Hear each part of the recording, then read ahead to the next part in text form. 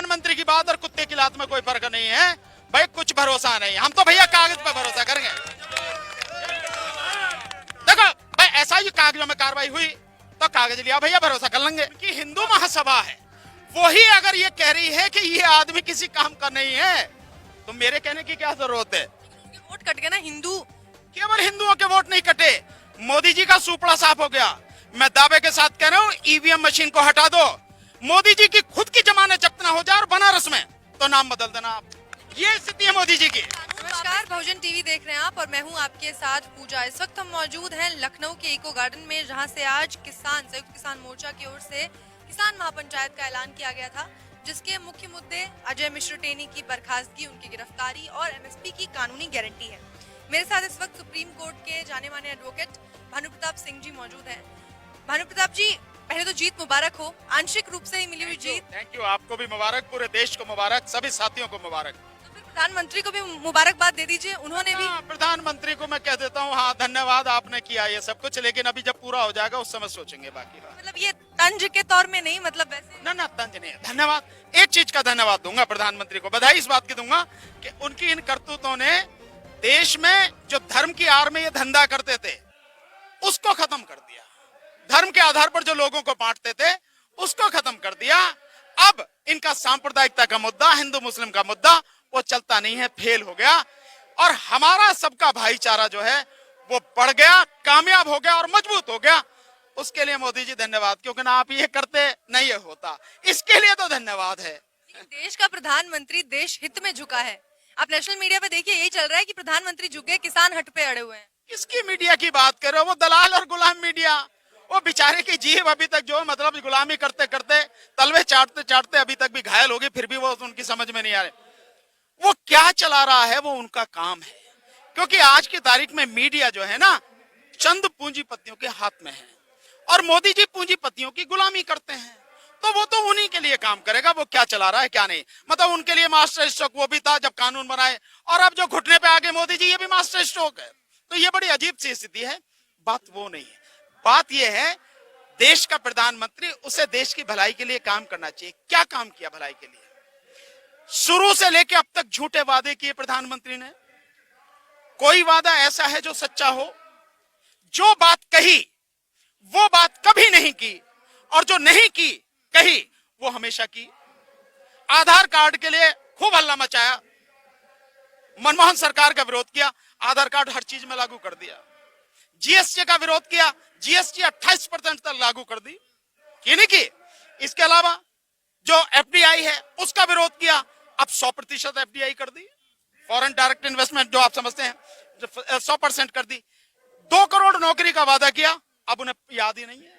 वो इनके साथ में को लाला रामदेव घूमे करता था, काला धन लाने वाला, 15 लाख वाला, अब उसका भी पता ना कहाँ है। लाला रामदेव बाबा नहीं है वो, लाला यार उससे बड़ा बनिया कौन है आज की तारीख में, तो वो लाला रामदेव जो, तो उसका पता नहीं है। तो आप देखेंगे कि जो चीज, और आप जानेंगे स्मार्ट सिटी बनाने की, एक बना 100 स्मार्ट सिटी बनाने की बात कही 5 साल में, अब तो 7 साल हो गई, कुछ नहीं बना। तो जो भी काम उन्होंने कहा नहीं किया। बना तो बनारस क्योटो बन गया, उत्तर प्रदेश में 10। हाँ, मैंने सुना है कि बनारस की गंगा जो है ना वो बेचारी पहले से भी ज्यादा गंदी हो गई, तो अब इसको कोटो कहेंगे तो मैं नहीं जानता कि क्या और किसी को क्या कहेंगे। कुछ नहीं है, क्योंकि मन नहीं है, मन गंदगी से भरा हुआ है, दूषित है मन। सच्चे मन से कोई काम नहीं है, केवल और केवल घृणा फैलाना और घटिया स्तर की राजनीति करना, और हमेशा हर जगह अपने आप को दिखाना। तो मोदी जी जो आपको मिलेंगे वहां पे पेट्रोल पंप पे भी चुपके हुए मिलेंगे और थैला में भी मिलेंगे, मतलब ऊपर से नीचे तक आप देखो मोदी जी इतने गिर चुके हैं, हर जगह मिलेंगे मोदी। बात यह प्रधानमंत्री का काम है देश को एक सही नेतृत्व देना, देश में शिक्षा व्यवस्था को बढ़िया करना, बेहतर करना, यूं कहूं कि बेस्ट करना, कि बर्बाद कर दी शिक्षा नीति। और अब जो लेके आए हैं नई शिक्षा नीति, उसमें प्राइवेट हाथों में दे रहे हैं, गरीब पढ़ेगा नहीं। इस देश के 85% लोगों के बच्चे पढ़ेंगे ही नहीं। वो कह तो रहे हैं मेरी तपस्या में कमी रह गई, ना, समझा नहीं पाए। तपस्या में नहीं कमी रही उनकी कमी जो रही भाई, जब इतने बुरे कर्म करोगे तो पाप का घड़ा कभी तो भरेगा ही, वो भर गया, इसलिए घुटनों पर आ गए।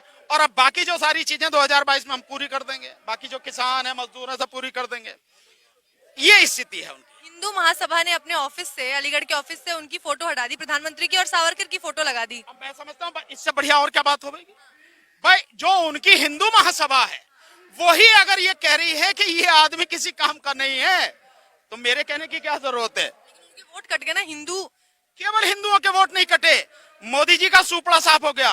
मैं दावे के साथ कह रहा हूँ, ईवीएम मशीन को हटा दो, मोदी जी की खुद की जमानत जब्त ना हो जाए और बनारस में तो नाम बदल देना आप।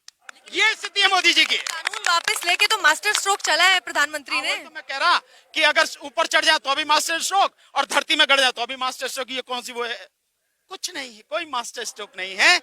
एक इंसान को पता लग गया कि ये देश जाग चुका है, और जब देश जाग जाए, देश की जनता जाग जाए, कितने भी बड़े से बड़ा तानाशाह हो, उसको मैदान छोड़कर भागना पड़ता है, घुटनों पर आना पड़ता है। और मोदी जी की आज स्थिति यही है।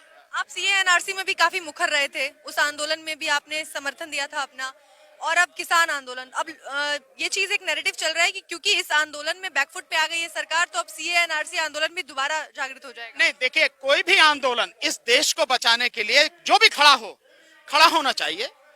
और मैं तो कहता हूं सीएएनआरसी से पहले जो आंदोलन खड़ा होना चाहिए वो होना चाहिए बेरोजगारों का।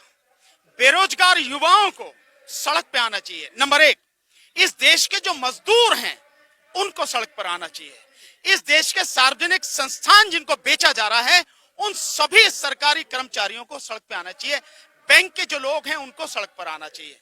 ये है असली चीज। सीएएनआरसी की बात तो मैं बताऊं, मैंने उस समय भी कहा था और इन्हीं शब्दों में कहा था, अगर सरकार के गुर्दे में दम है तो राष्ट्रपति के साइन करा के भी लागू करा के दिखा दे। अभी तक लागू तो नहीं हुआ। और यही बात 9 मार्च को मैंने रुद्रपुर में किसान आंदोलन में कही थी कि इस सरकार की इतनी औकात नहीं है कि ये जो कृषि कानून है ये वापस ना लेने ही पड़ेंगे। लेगी सरकार। आज आपके सामने है, चीजें हमें दिख रही हैं। हम आंदोलन में भाग लेने लगातार सड़कों पर हैं। और रही मेरी बात, जो भी देश को बचाने का आंदोलन होगा, मैं उस आंदोलन में पूरी ताकत के साथ खड़ा हूंगा। एक कानून का जानकार होने के नाते मेरी जिम्मेदारी है, और बड़ी जिम्मेदारी है, कि जिस कानून से सरकार आम जनता को गुमराह करना चाहती है, अनपढ़ जनता का हक मारना चाहती है, मैं उस जनता को उसका हक बताऊं, कानूनों की सच्चाई बताऊं। यही काम मैंने इसमें किया, यही मैंने सीएएनआरसी में किया, आगे भी यही काम मैं करूंगा। खड़े तो प्रधानमंत्री मोदी भी हैं कंधे पे हाथ रख के योगी आदित्यनाथ के। वो तो बेचारे ये सोच रहे हैं कि भैया तेरी हमारी लुटिया तो डूब गई, अब कैसे करें यार, तू भी अपने आंसू पहुंच, मैं भी पहुंच, कैसे ही जो है ये 2022 बीत जावे, क्योंकि सुपड़ा तो साफ हो लिया। और बेचारे इस हार को जो ना आपस में बैठ के जो है वो थोड़ा एक दूसरे के आंसू पहुंच रहे हैं, और कुछ नहीं। तो कह रहे विकास की ओर अग्रसर, जीत की ओर अग्रसर। हाँ, वो विकास वो वाला ना, पश्चिम बंगाल से वहां से लेके आए ना, कलकत्ता से, उनसे उनकी वो सड़क चुरा के लेके आए थे।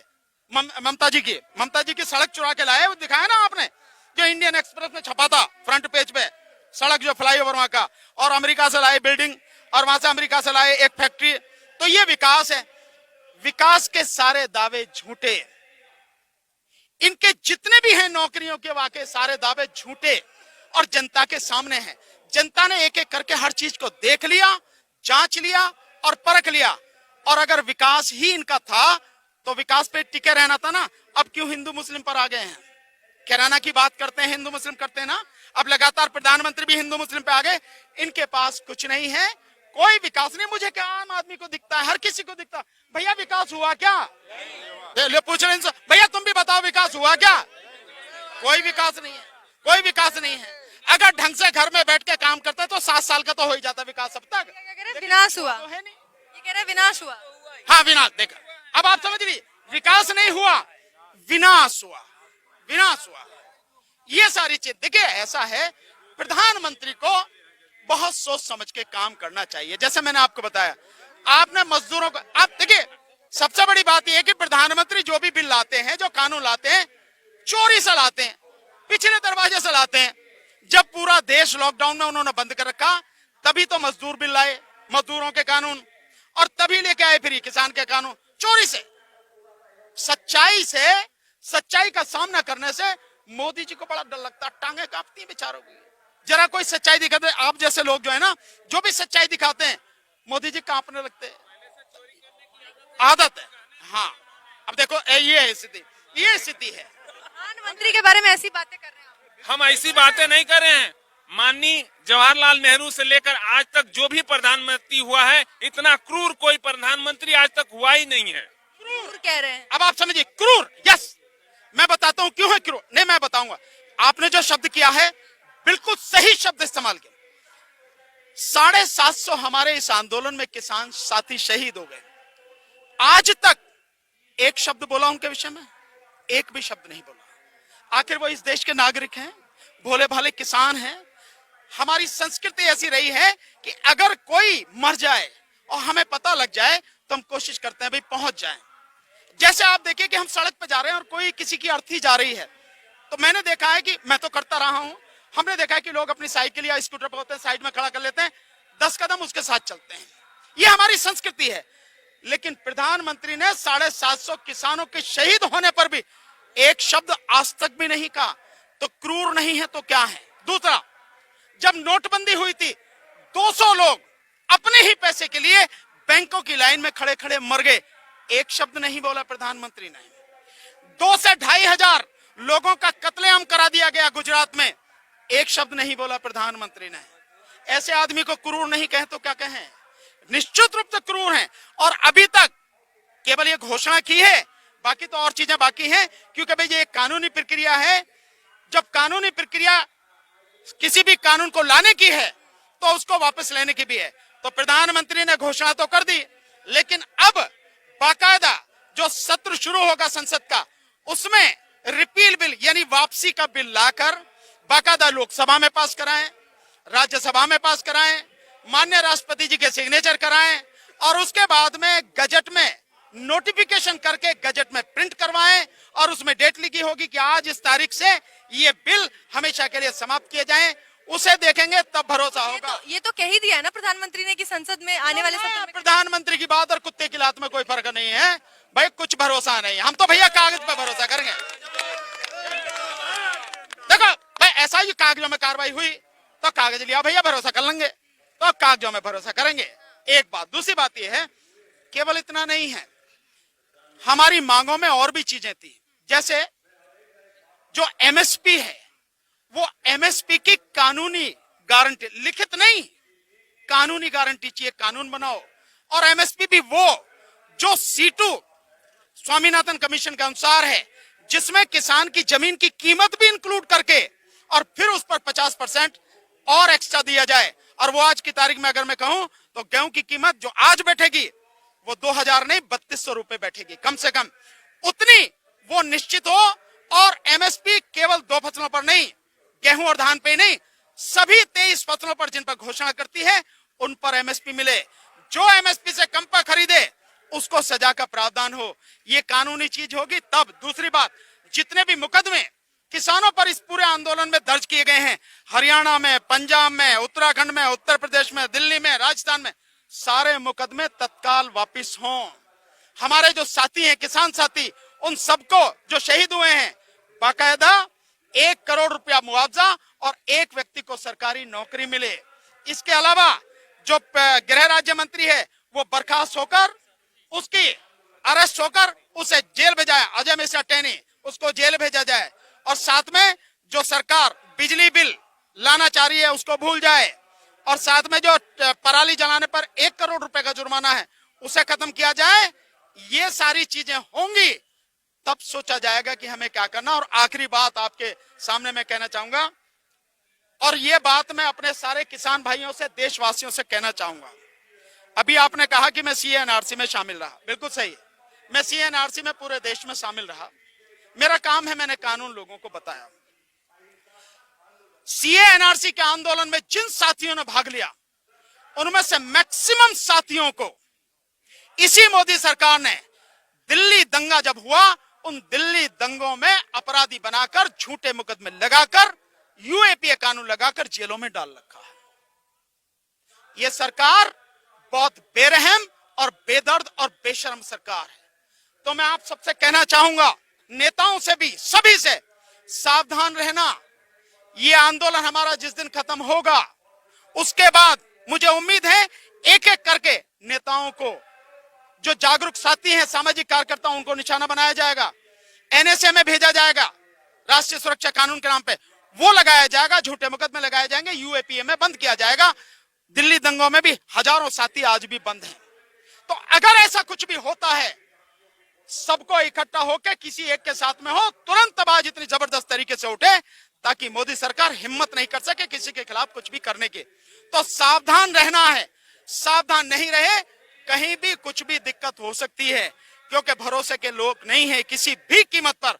कब बदल जाएं, कब अपनी बात से पलट जाएं, कोई भरोसा नहीं। भानु प्रताप जी, आपसे आखिरी सवाल है कि लखनऊ आने से पहले जब महापंचायत की बात हो रही थी लखनऊ में, तो बड़े बड़े पोस्टर लगवाए गए थे कि योगी आदित्यनाथ बक्कल तार दिया करे, यहाँ पे केजरीवाल नहीं है तो यहाँ संभल के आना।